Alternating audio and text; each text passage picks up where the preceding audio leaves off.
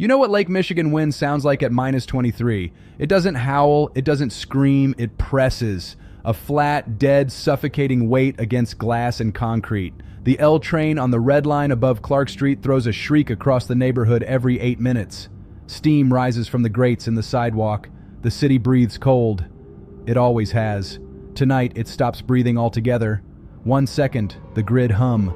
The low-frequency vibration you stopped noticing years ago. The next second, nothing. Every window on the north side goes black simultaneously. Not one building, not one block. Every building, every block. The L train, mid-run between Belmont and Fullerton, locks its brakes and sits dark on the elevated track with 300 people inside and no heat and no communication. Michigan Avenue loses its reflection in the lake. The magnificent mile becomes a canyon of dead glass. You think transformer fire. You think ice on a line somewhere. You think ComEd will fix it. You are already dying. You just don't know the timeline yet.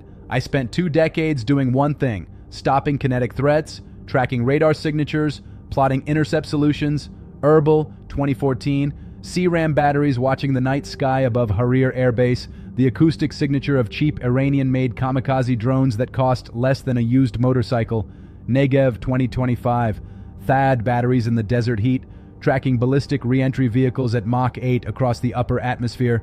There is a brutally clean mathematics to stopping a missile. You measure, you calculate, you fire. The physics either work or they don't. But I sat in classified briefings from 2022 onward and watched a different kind of threat evolve. One that has no radar cross-section, no heat bloom, no trajectory to calculate, no intercept solution to run. It travels at the speed of light through a cable. It was invited inside. And by the time anyone knows it's there, it is already won.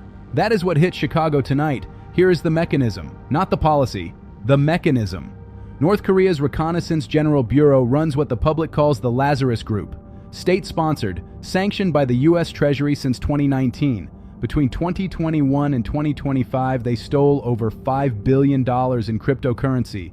Politicians called that criminal activity. I called it a training program. They were learning network topography, testing zero-day exploits, mapping American industrial control architectures. In early 2025, European energy firms started receiving spear-phishing emails targeting power grid operational data, not financial data, grid data. Nobody went to war over it. Nobody announced it loudly. 6 months ago, a ComEd network administrator opened an email attachment. Looked legitimate. Vendor compliance document. Standard procedure. Inside that attachment was a Windows kernel-level exploit that no public researcher had discovered.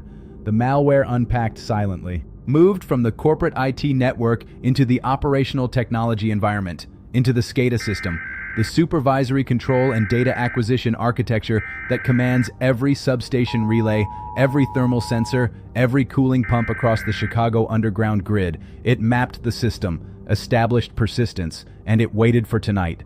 At 11:47 p.m., the payload executed. Here is what that means on the street. ComEd's transmission transformers, the ones running above 110 kilovolts, the ones buried in substations feeding the underground network that has powered this city since the early 20th century, those units depend on automated oil-immersed cooling circuits. Fans, pumps, temperature sensors, all of it managed by the SCADA controllers the malware now owned. The malware fed the cooling system false data. Temperature readings showed nominal on every operator display. The cooling was dead. The transformer cores climbed past their thermal tolerances. The insulating oil began to degrade. In a transformer running peak winter demand load, thermal cascade hits failure critical in under 3 hours. When it fails, it doesn't switch off. The windings burn. The core warps. The underground cable junctions connected to those units catch, and the cables run under your street. That is when the manholes start smoking. Walk out your front door right now and look at the corner of Clark and Diversey. Those wisps rising from the steel grates. That is not steam from a sewer. That is the insulation on the distribution cables below your feet burning off at 800 degrees Celsius.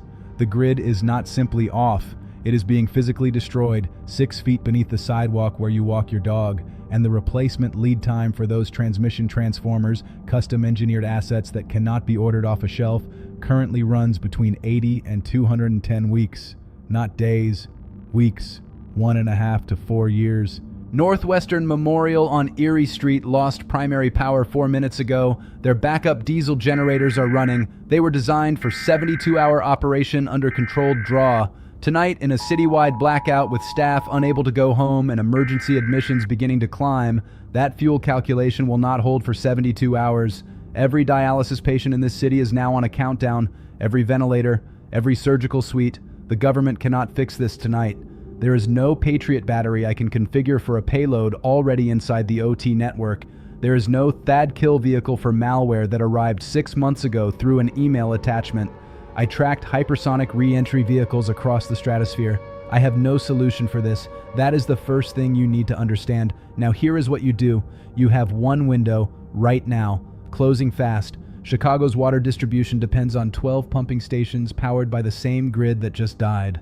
The residual pressure in the mains will hold for approximately 30 to 45 minutes, not because of elevated storage tanks, because of physics. Pressure takes time to bleed. Move now.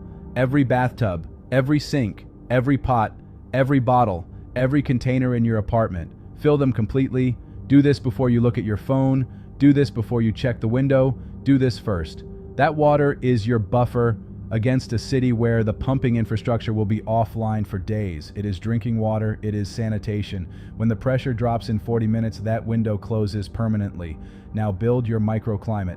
Find the smallest interior room in your dwelling, not a room facing the outside wall. Exterior walls facing Lake Michigan wind in January are not insulation. They are conduction surfaces. An interior bathroom, a closet, a hallway. Every textile you own goes on the floor, on the walls, on the door seams. You are building a body heat trap inside a larger structure that will slowly become a refrigerator. 2 people in a sealed interior space generate enough thermal output to delay hypothermia by hours compared to an open apartment. Elderly neighbors, young children. If they are nearby, consolidate now. Before it gets worse, do not burn anything for heat inside a sealed space. Camping stove, propane heater, charcoal. These produce carbon monoxide, colorless, odorless. In a sealed microclimate environment, it accumulates to lethal concentration in under an hour. You will not feel it. You will simply stop waking up. I have seen what that looks like. Do not do it.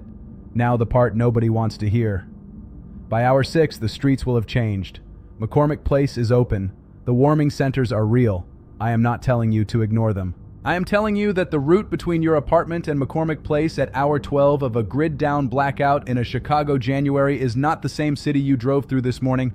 The expressways filled within 90 minutes, the Eisenhower, the Kennedy, the Dan Ryan. Vehicles ran out of fuel because gasoline stations pump electrically. No grid, no fuel. Those cars are now obstacles. Fixed, frozen, abandoned obstacles between you and any destination. Some of those drivers are still in them. The streets are not safer. A city of 2.7 million people losing heat simultaneously produces a specific kind of desperation by hour 8. The pharmacies on Clark Street have locked their doors, but their windows are glass. The liquor stores and corner markets close fast. The ones that didn't are not safe to approach. This is not a political statement. This is crowd behavior physics under resource scarcity. If you must move, move in the first 2 hours or do not move until official convoy operations begin. The in-between is the killing zone. If you move early, travel light, travel fast, travel in a group of no fewer than 3. Know your route before you open the door. Do not use expressways. Use the parallel surface streets. Halstead, Clark, Ashland. Shorter blocks, more cover, more options to divert. Dress for the temperature as if you are spending the night outside, because you may be spending the night outside. Layers against your skin, not bulk. Keep your hands free. The Illinois National Guard will establish convoy corridors to warming centers beginning at operational hour 18 to 24. Wait for those corridors if you can survive waiting. The math is this. If your microclimate holds your interior space above 10 degrees Celsius, waiting is the superior survival decision. If it cannot, movement becomes necessary and the calculation shifts to minimizing exposure time, not optimizing destination comfort. I spent a career stopping threats I could see on a radar screen. I calculated intercept solutions for objects moving at thousands of meters per second. I was good at it. The system was good at it. The threat that hit Chicago tonight never appeared on any radar I know how to read. The payload was inside the perimeter before anyone in this government acknowledged there was a perimeter to defend. And the physical consequence is the same as any weapon I ever tracked. People dying in the cold because the infrastructure they depended on was destroyed by an adversary who studied it longer than anyone in power was willing to admit. Fill the containers, build the room, move early or move with the convoy, no open flames. The cold follows physics. The burned transformer does not come back for years. I'm the interceptor.